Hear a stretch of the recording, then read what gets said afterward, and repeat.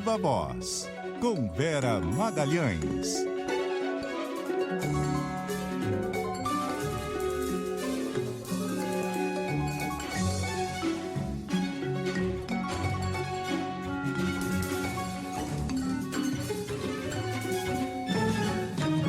Vera Magalhães, muito boa noite, tudo bem? Oi, Débora, boa noite para você, para Carol, para todo mundo que nos ouve e nos assiste. Oi, Vera. Vera, essa semana tivemos praticamente um assunto, né? Que foi a operação do Rio de Janeiro, que tirou inclusive o foco do encontro entre o presidente Lula e o presidente Donald Trump. E hoje saiu a primeira pesquisa, uma pesquisa da Atlas, mostrando inclusive amplo apoio no Rio de Janeiro e também no Brasil, essa ação que foi realizada pelo governador Cláudio Castro. Não chega a ser uma surpresa, você já tinha dito isso aqui essa semana, mas o que dá para concluir dessa reação?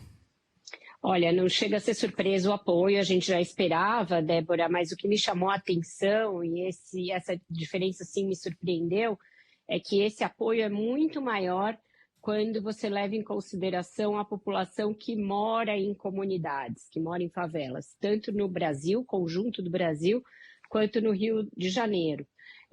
No conjunto do país, quando você leva em conta moradores de quaisquer regiões, não é tão grande o apoio. 55% aprovam, 42,3% rejeitam a operação na maneira como ela aconteceu. Mas quando você vai para as comunidades, aí muda muito a situação. Quem mora em comunidade na cidade do Rio de Janeiro é um apoio de mais de 80%. Agora eu perdi o número aqui, eu vou achar, mas é um apoio muito gigantesco.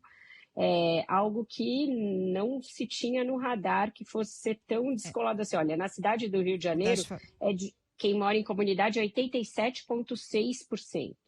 E no conjunto da população, 55%. No Brasil, quem mora em comunidade, 80%. E o restante da população, 51,8%. Então, é apoio em todas as faixas, dentro e fora do Rio de Janeiro, e isso deve ter pautado a reação tanto da direita, que foi uma reação muito acalorada ali, de tentar surfar no evento de qualquer maneira, quanto a do governo federal, que foi muito tímida, na retranca, evitando confronto ideológico a respeito dos temas, mas isso ainda não vai conseguir evitar um embate, porque vem aí uma série de momentos em que esse contraponto vai ser feito no Congresso, nos palanques, nas reuniões que vão acontecer de agora em diante, nas discussões quanto ao caráter estrutural, filosófico, legal que se deve dar ao enfrentamento ao crime organizado. Então está aberta a temporada de discussão e debate sobre como enfrentar o crime organizado no Brasil. Vera, o governo hoje enviou o projeto da lei antifacção para o Congresso, né? Toda vez que acontece um episódio como esse que provoca comoção nacional, o Legislativo acaba se movimentando.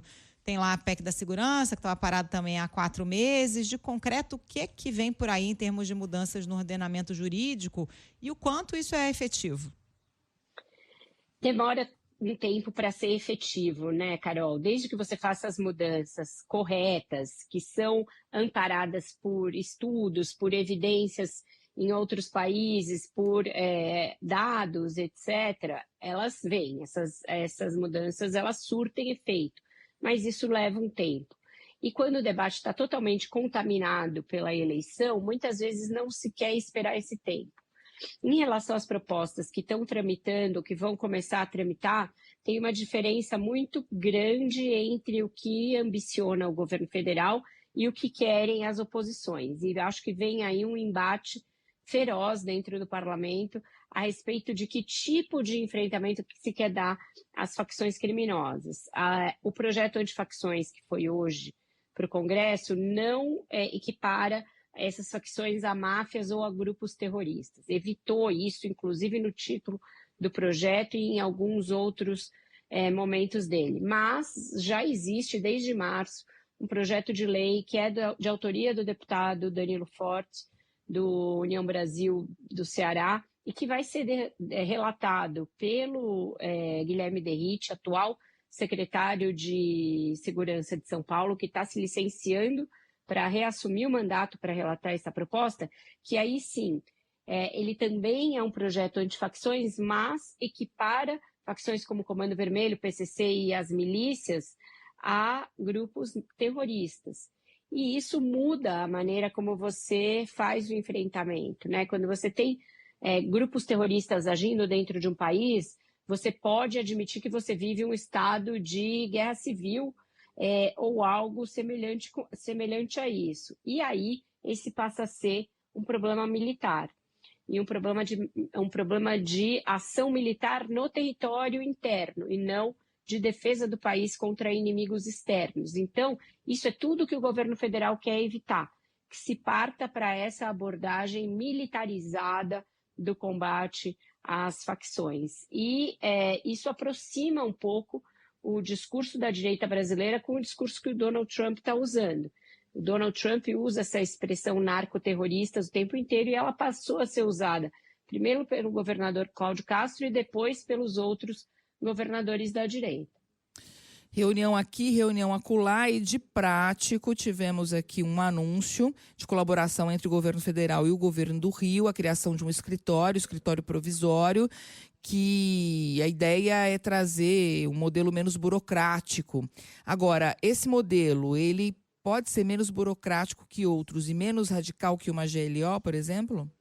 Ele eu acho que sim. Ele atende a essa necessidade do momento, que é uma emergência, em que você teve um grande evento e que pode haver reações do crime organizado, em que pode haver aí tentativas de sublevação em presídios a partir das lideranças que estão lá presas, ou alguma ação fora dos territórios ocupados pelo crime organizado para causar pânico e transtornos na cidade. Então, ter uma estrutura que tire um pouco a burocracia e que não seja tão radical quanto uma GLO, e não signifique, portanto, né, uma intervenção federal no Rio de Janeiro, isso é positivo, mas isso não é uma solução de longo prazo, que é o que se deseja, né? Ela vai ser um piloto de colaboração em matéria de inteligência, de perícia, de compartilhamento de dados, dessa questão da transferência das lideranças para presídios federais, com o estabelecimento de um rodízio em que eles não consigam ficar juntos e fixar ali algum tipo de operação a partir desses novos presídios. Então, tudo isso é positivo, mas não é permanente. Eu acho que pode ser um grande ensaio para, aí sim, uma colaboração mais permanente e mais sistematizada entre a União e todos os estados, não só o Rio de Janeiro. E isso tem caminhos, né, sendo esboçados para que seja feito, por meio, por exemplo, da PEC da Segurança, que é um dos projetos que estão lá no Congresso para serem analisados e que ainda sofre muita resistência por parte dos governadores. Falando nos governadores, Vera, a direita também tenta surfar nesse episódio, né? Ontem teve reunião dos governadores aqui no Rio de Janeiro, com o governador Cláudio Castro, anunciaram a criação de um consórcio, e a oposição também está concentrando esforços nessa tentativa de dar às facções o status de grupos terroristas, né? Essa ideia aí de militarização do combate ao narcotráfico faz sentido? É muito perigoso isso, Carol. Não tem consenso de especialistas ali que se dedicam mais ativamente, há mais tempo e mais detidamente ao tema da segurança pública e do combate ao crime organizado. Isso pode, inclusive, fornecer um pretexto para algo parecido com uma sugestão de intervenção internacional no Brasil. Isso está acontecendo já, não é uma maquinação da cabeça alheia. O Donald Trump ensaiou isso em relação à Venezuela e à Colômbia. Hoje ele deu uma recuada, disse que nunca falou em invadir a Venezuela, etc., mas isso está no horizonte, isso está no radar. Teve aquelas ações com navios, enfim, não é uma coisa apenas da cabeça da esquerda ou da cabeça do governo brasileiro, isso está no horizonte. Hoje, a ministra Gleisi Hoffmann fez uma postagem nas suas redes sociais condenando essa reunião de ontem da direita, chamando de eleitoreira e dizendo que o que os governadores querem é um pretexto para que o Donald Trump volte à sua tentativa, seu desejo aí intervencionista, né, para o Brasil. Achei uma postagem um tanto quanto descuidada essa, porque a gente sabe que o Lula está num processo de negociação com o governo americano para a retirada das restrições ao Brasil, tanto as tarifárias quanto as punições contra autoridades pela Lei Magnitsky. Então, ela falar em intervencionismo de Donald Trump nesse contexto me pareceu um pouco descuidado. Eu acho que isso tinha que ter sido mais bem avaliado. Mas é esse o risco, é um risco que existe, é um risco que o governo federal não quer correr de jeito nenhum, e toda vez que se fala nessa ideia de militarização, o governo brasileiro põe 1000 restrições. Vera, e semana que vem, na segunda-feira mais especificamente, começam as audiências com a participação do ministro Alexandre de Moraes no Rio de Janeiro. A DPF 365, conhecida como a DPF das favelas, ela foi apontada por uma das razões para a grande presença, né, de traficantes de outros estados no Rio de Janeiro. Essa ação agora virou algo que nem o PSB, que foi quem propôs, está querendo defender. Você acha que tem chance de prosseguir? Vai prosseguir. A Cássia me perguntou isso no Viva Voz da hora do almoço e eu sabia que o PSB estava recuando, esse era o meu tema, mas eu não sabia essa particularidade de se ele, por uma hipótese, desiste da ação, se ela caduca, se ela deixa de existir, se ela se extingue. E eu fui checar no Supremo, os ministros me disseram que não existe essa figura da desistência em uma DPF, que é a ação de descumprimento de preceito fundamental, nem numa ADI, que é a ação direta de inconstitucionalidade. Então, uma vez interposta a ação e ela tendo sido aceita, né, tendo sido recebida uma denúncia, o que quer que seja, ela prossegue, não existe a figura da desistência. Então, o PSB, o que ele está tentando é se dissociar desse assunto. Viu que o assunto é popular, como a gente abordou aqui quando falou da pesquisa, não quer se meter nesse vespeiro. O prefeito João Campos é alguém que vai ser candidato a governador no ano que vem e, portanto, não quer ficar como alguém que defende bandido, etc. Isso em Pernambuco não cai bem, e ele tentou se dissociar e dissociar o partido dessa ação, mas ela prossegue. O ministro vai lá na segunda-feira fazer as audiências que já estão previstas. Gente, o presidente Lula publicou agora há pouco nas redes sociais um vídeo sobre o envio ao Congresso Nacional do projeto de lei antifacção, sobre o qual a gente estava falando. Ele falou bem sucintamente nesse vídeo, depois o ministro da Justiça, Ricardo Lewandowski, fala. A gente tem um trechinho. Estou assinando aqui para mandar um projeto de lei com urgência urgentíssima ao Congresso Nacional, que é um projeto de lei antifacção. Ou seja, nós vamos mostrar como é que se enfrenta as facções aqui nesse país, como é que se enfrenta o crime organizado, como é que se enfrenta aqueles que vivem da exploração do povo mais humilde desse país. Bem, presidente, eu queria primeiramente parabenizar o senhor pela determinação que o senhor deu no sentido da elaboração de um projeto antifacção. É um projeto moderno, é um projeto que vai combater esse flagelo nacional que são as facções criminosas, que prevê fundamentalmente a descapitalização das facções criminosas, o aumento de pena para as lideranças das facções criminosas. Nós estamos também estabelecendo medidas para o perdimento de bens que são arrecadados por estas facções criminosas. Bom, a gente ouviu um trechinho e aí no final, na sequência, o ministro Lewandowski fala, né, aborda alguns pontos aí do projeto, fala que vai ser um combate enérgico às facções e aí no finalzinho ele pondera que esse combate vai se dar dentro do Estado Democrático de Direito. Fala que é importante ressaltar que as facções serão combatidas dentro do Estado Democrático de Direito, como é próprio de um governo republicano, um governo moderno e um governo que respeita os direitos e garantias fundamentais.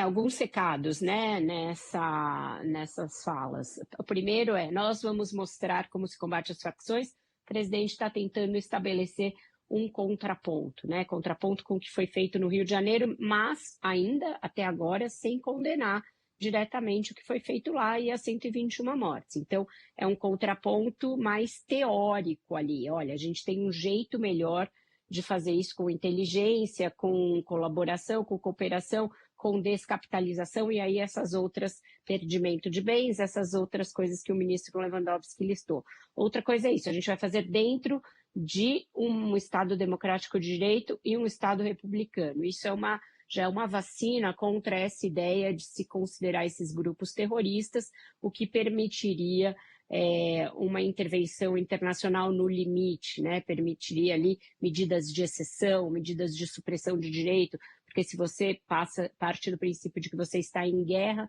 contra um inimigo interno, você pode usar táticas militares e, inclusive, medidas excepcionais, e isso o governo não vai querer dar aos militares de jeito nenhum, ainda mais logo depois da trama golpista. Então é isso, é o governo tentando mostrar, a primeira vez que o Lula fala de viva voz a respeito do tema, e ainda assim num ambiente ultracontrolado, do lado do Lewandowski, do lado do Messias, que vai ser o futuro ministro do Supremo, e isso não é por acaso, postado em frente a uma imagem de Jesus Cristo crucificado.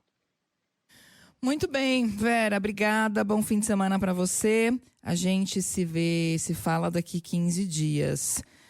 Eu e o Wender vamos sair de férias juntos.